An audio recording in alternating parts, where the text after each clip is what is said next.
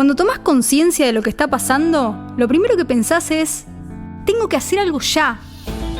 Científicos y científicas de todo el mundo demostraron que si seguimos así, el cambio climático va a traer consecuencias que no van a tener vuelta atrás.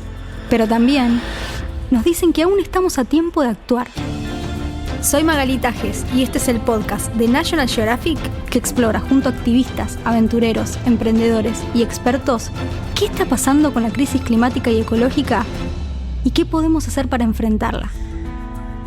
Bienvenidos y bienvenidas. Esto es Lo que haces, cuenta. Hoy, ciudades, donde las acciones pequeñas se vuelven gigantes. Cuando escuchamos sobre el cambio climático, seguramente pensamos en los glaciares que se derriten, en los ríos que se secan, en los bosques que se incendian, en el aumento del nivel del mar. Sin embargo, gran parte de esos impactos en la naturaleza provienen de un lugar al que a la mayoría de las personas les resulta muy pero muy cercano: la ciudad. Sí, la ciudad. El lugar que solemos sentir más alejado de la naturaleza es el escenario donde se está jugando la partida más importante para la vida en la Tierra.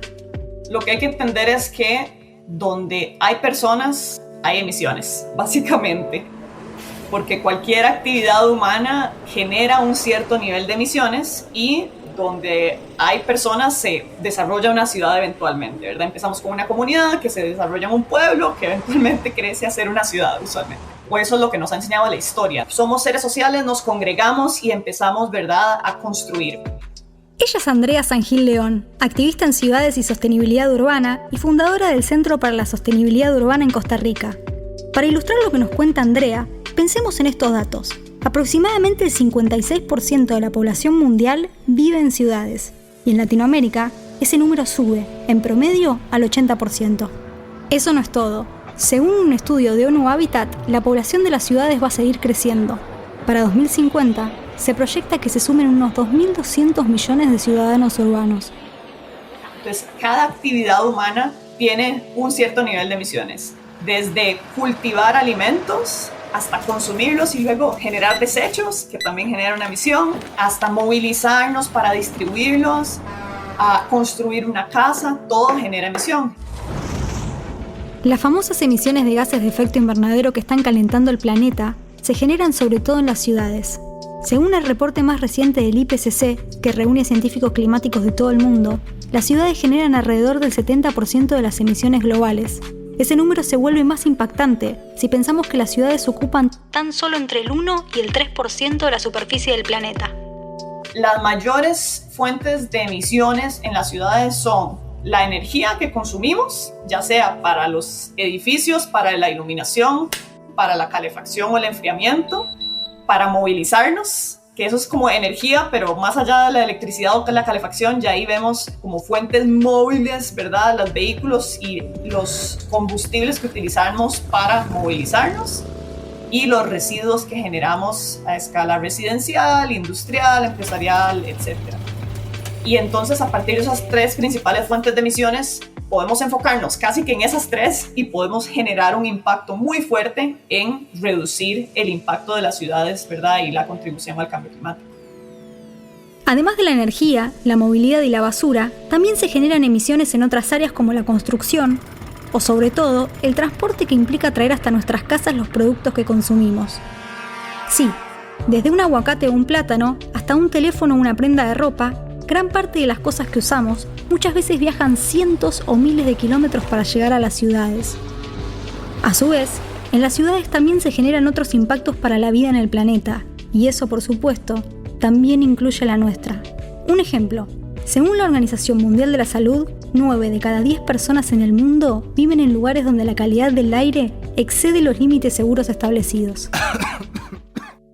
Las ciudades son parte del problema porque son grandes demandantes, primero de suelo y segundo de todos los recursos que tomamos de la naturaleza: agua, energía, materiales de construcción, minerales, metálicos, biomasa, que tiene que ver con alimentos, con madera, etc. Todos estos recursos los tomamos de algún ecosistema.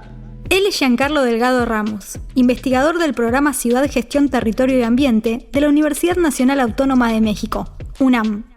hay un consumo que va a generar una serie de implicaciones también ambientales, ¿no? Se generan gases de efecto invernadero, se generan aguas residuales, se generan residuos de todo tipo y todo eso tiene algún destino. Algunas veces se recicla, algunas veces se trata el agua y eso pues ayuda a cerrar ciclos, se le llama esquema de metabolismo circular. Pero muchas veces, la gran mayoría de las veces, esto se va directamente a la naturaleza. Se descargan las aguas residuales a los ríos, se descargan las emisiones de gases de efecto invernadero a la atmósfera y entonces compartimos un problema a escala global con impactos desiguales, por cierto. Más datos para entender hasta qué punto las ciudades, a pesar de ocupar una porción minúscula del territorio, afectan al planeta entero. Por ejemplo, según ONU Habitat, las ciudades y áreas urbanas consumen el 78% de la energía, el 75% de los recursos naturales de la Tierra y son responsables del 50% de los residuos que se generan a nivel mundial. Entonces tenemos todos estos flujos de entrada, procesos de consumo y procesos de generación o excreción de materia y energía degradada que impactan la naturaleza en cada una de estas etapas, cuando tomo los recursos, cuando uso los recursos y cuando desecho esta materia y energía degradada. Es decir, por más que la vida en las ciudades parezca desconectada de la naturaleza, por más que estemos rodeados de cemento, ladrillos y automóviles, lo cierto es que para que las ciudades funcionen como las conocemos, tiene que haber una conexión muy profunda con los ecosistemas y sus recursos. Los servicios también generan una gran huella de carbono. Ahorita estamos todos conectados en un ordenador, en una computadora, que si le mides su huella de carbono estamos consumiendo un montón de energía, ¿no? Tenemos prendidos fácil 20, 25 dispositivos en nuestras casas, desde la televisión, el microondas, la bocina, es decir, hemos acumulado una huella de carbono que generaciones atrás no existía. Entonces, somos grandes precursores del cambio climático, nuestro modo de vida y la modo que habitamos. Él es Gustavo Madrid, arquitecto doctorado en urbanismo y director general del EET Estudio, un estudio que desarrolla proyectos de diseño arquitectónico con eje en la sostenibilidad social y ambiental y la acción ante el cambio climático. Por otro lado, nuestro crecimiento en el consumo energético no para. Somos cada vez más dependientes, más vehículos, más gadgets, más de todo, ¿no? Entonces, eso es un problema serio mientras no aprendamos a producir energías de maneras mucho más inteligentes y más sostenibles. Cuando hablamos de ciudades, no solamente hablamos de cemento, buses, ladrillos, semáforos, luminarias, asfalto. Las ciudades son las personas que las habitan y, por lo tanto, su modo de vida. Es básico en la economía, ¿no? Los recursos son limitados y lo que quieren las personas ilimitado y hay que encontrar el punto entre eso. Cuando lo pensamos históricamente en la historia de la humanidad, estamos en un momento donde tenemos energía abundante y barata a nuestra disposición y que de alguna manera actúa, el otro día escuchaba esta metáfora que está bueno, como una varita mágica donde como cosas suceden, es como que se genera energía por fuera de nosotros, hacemos clic y nos traen un producto, compramos algo y no nos damos cuenta toda la energía, todo el proceso que hay detrás que requiere energía, materiales, toda una cadena súper intensiva que es como que suceden cosas por fuera nuestro que nosotros no hacemos. Ella es Delfina Gottfried, investigadora y asesora en cambio climático y políticas públicas.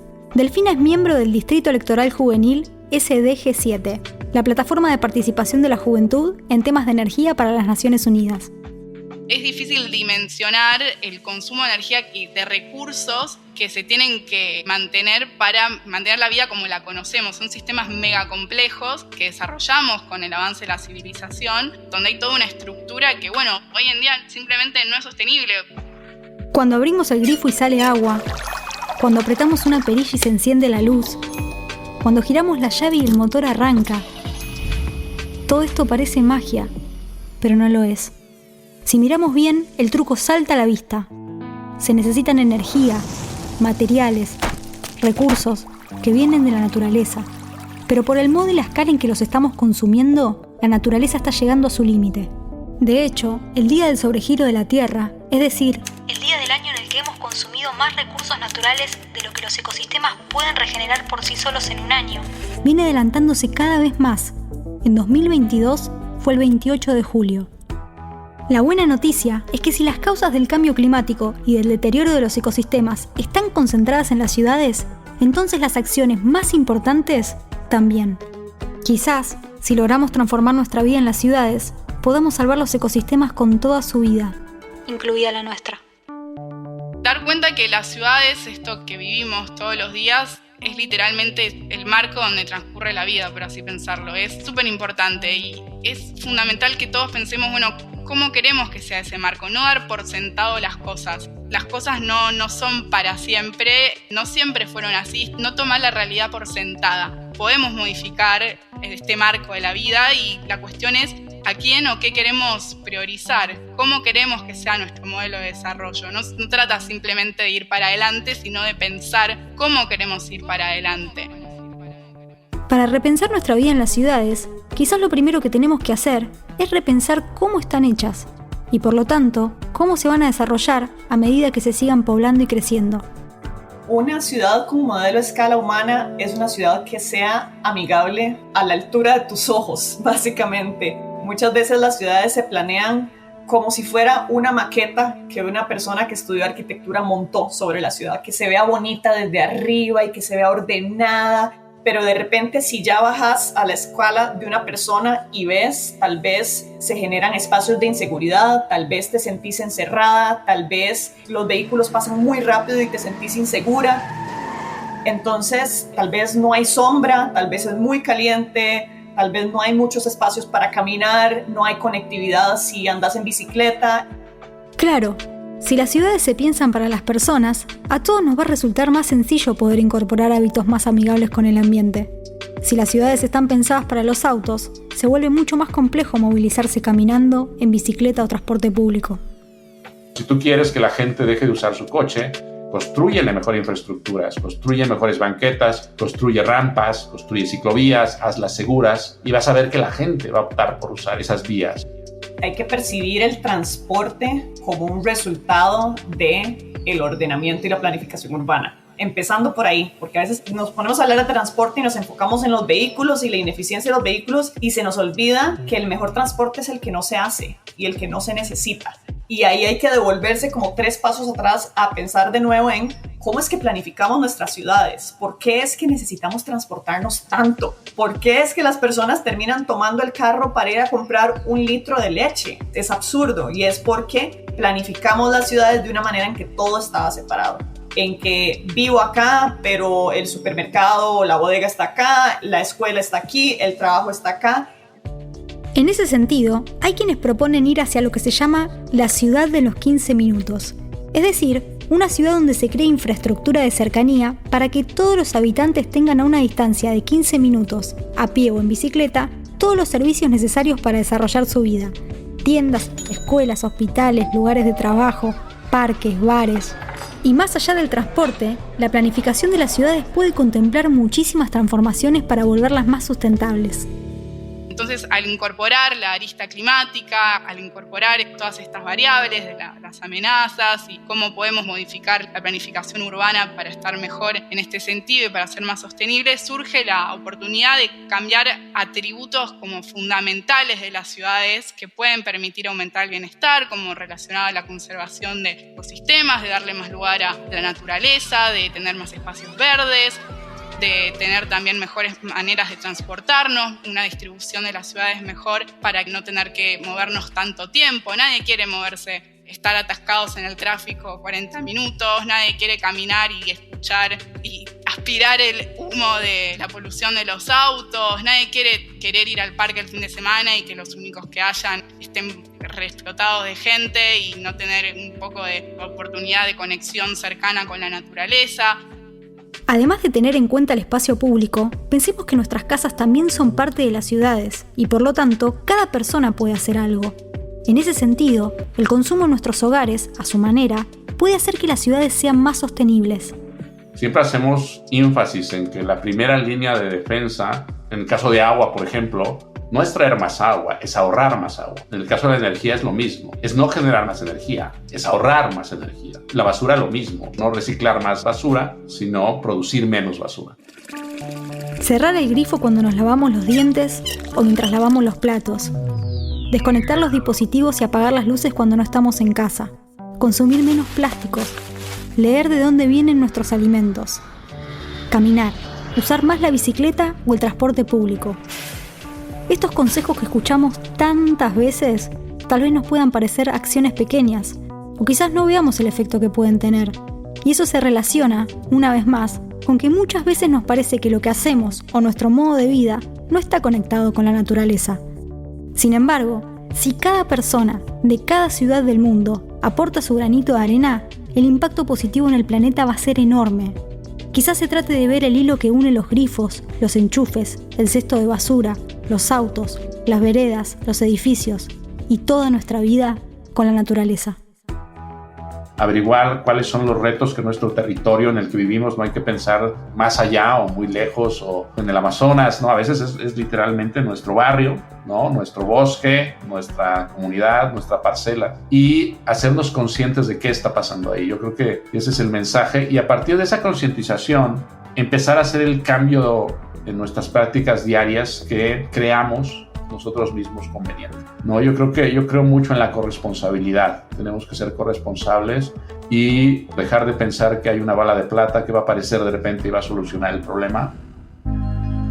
Hay que hacer lo que le llamo yo un Robin Hood del espacio. Trabajar con lo que tenés y a partir de ahí robarle un poco a los modos y a los actores que han tenido una dominancia sobre el espacio público y las vías, etcétera, y reasignar. O sea, lo que toca ahorita es transformar los espacios que hoy tenemos para que de verdad sí sean más inclusivos y más sostenibles. Me parece que las rutas de transformación urbana pasan por reconsiderar lo que entendemos por desarrollo. El problema del cambio climático es un problema de desarrollo, es un problema de la agenda de desarrollo y qué se entiende por desarrollo. Yo diría que otras formas de pensar el desarrollo son posibles. Es una oportunidad para frenar un poco, repensar lo que estamos haciendo, pensar ¿para dónde estamos yendo? ¿Realmente quiero ir ahí? En el caso de las ciudades, ¿qué estamos priorizando? ¿Para quién son las ciudades? ¿Para el automotor? ¿Para las personas? ¿A quién estamos dando lugar? ¿Quién están quedando fuera de la ecuación? Es como una excusa para frenar con esta inercia, esta eterna huida hacia adelante y bueno, y hacer las cosas distintas. Hay un proverbio que dice, antes de cambiar el mundo, da 3 vueltas por tu casa. Quizás podríamos pensar en una nueva versión que diga, antes de cambiar el mundo, da 3 vueltas por tu ciudad. Sí, nuestra vida en las ciudades está conectada con cada vida que habita hoy en los bosques, en el océano, en el cielo, en los ríos, en las montañas. Llegó el momento de ponerle pausa a este ritmo acelerado de las ciudades y empezar a escuchar cuál es el ritmo que necesita en el presente nuestro planeta. Hay otra manera de hacer las cosas. Y lograrla depende de la acción conjunta de todas las personas. Para eso, lo más importante es tomar conciencia y recordar a cada momento que toda acción, por más chiquita que sea, cuenta. Lo que haces cuenta es un podcast de National Geographic. Si querés conocer más sobre qué está pasando con la crisis climática y ecológica y qué podemos hacer para enfrentarla, seguinos en todas las plataformas.